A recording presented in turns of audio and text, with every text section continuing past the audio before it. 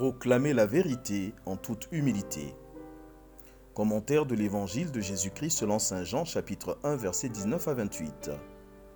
Frères et sœurs, au cœur de ces festivités de Noël, l'Évangile de ce jour nous invite à garder la conscience prophétique qui proclame la vérité, et cela en toute humilité. En effet, notre monde a besoin de prophètes capables de provoquer la tiédeur, l'opacité ou même la cécité du cœur de l'homme par la puissance rénovatrice de l'Évangile qui se déploie en toute humilité dans la vérité.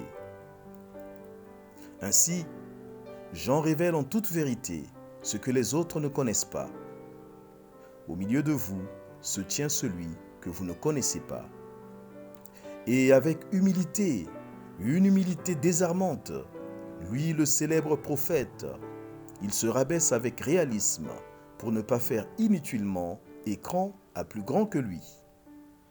Je ne suis pas digne de délier la courroie de sa sandale.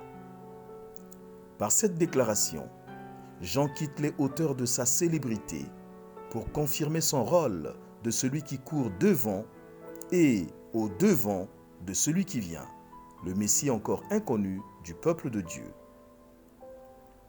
Aujourd'hui, le monde est de plus en plus baigné dans l'influence d'idéologies diffuses, faites d'éléments disparates, de religions messianiques, de psychologie taillée sur mesure, de sociologie tronquée, d'herméneutique orientée, de théologie difforme, qui, malheureusement, cantonne l'homme dans une nébuleuse où l'homme se croit éclairé.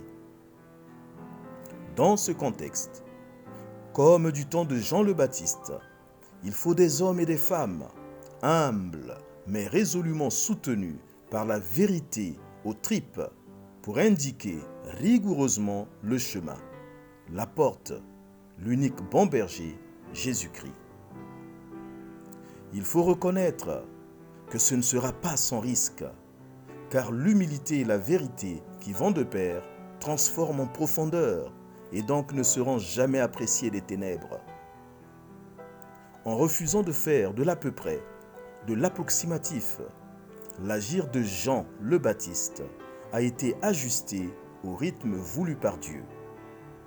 Ainsi, Jean a accompli pleinement sa mission jusqu'au don de sa vie. Quelle résolution! Je refuserai désormais d'être un chrétien purement spéculatif. Je confesserai Jésus en toute humilité et toujours dans l'audace de la vérité. Notre prière. Accorde-moi, Seigneur, de ne pas rougir de toi. Donne-moi de te reconnaître en toute humilité et de t'annoncer en toute vérité. Quelles conséquences? Le chrétien est veilleur et réveilleur d'espérance. Être un chrétien à peu près, c'est faire figure de bricolage. Pluie de bénédictions, tout pour la gloire de Dieu.